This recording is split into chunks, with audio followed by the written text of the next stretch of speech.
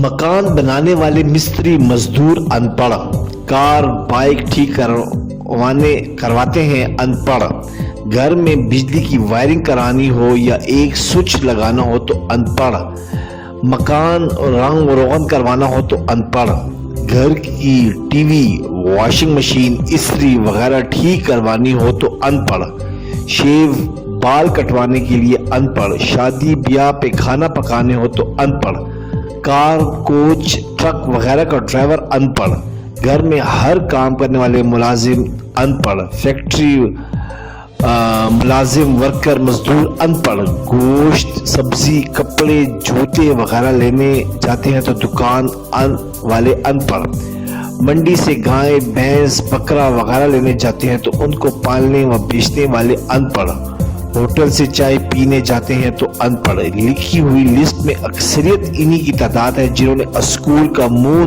भी नहीं देखा होगा।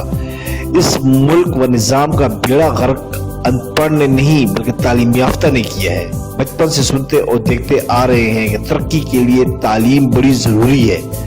आज घर घर मोहल्ले मोहल्ले स्कूल व कॉलेज खुले हैं, मगर आज माशरे व निजाम की हालत 40 साल पहले से बदतर है। क्यों?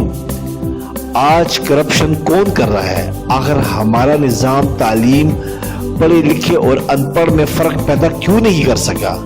अनपढ़ जिनका जिक्र पहले कर चुका हूं आपको जलील नहीं करेगा, मगर आप जब किसी बैंक दफ्तर थाना कचहरी जाएंगे वहां डिग्री होल्डर लोग होते हैं जो अपना फर्ज तो निभा नहीं सकते, उल्टा लोगों को जलील करते रहते हैं। फैसला आप खुद करें कि अनपढ़ और तालीम याफ्ता में क्या फर्क हुआ। सब्सक्राइब करें, लाइक करें और बेल आइकन पे क्लिक करें ताकि आपको इस तरह की प्यारी अच्छी इस्लामी वीडियो मिलती रहे।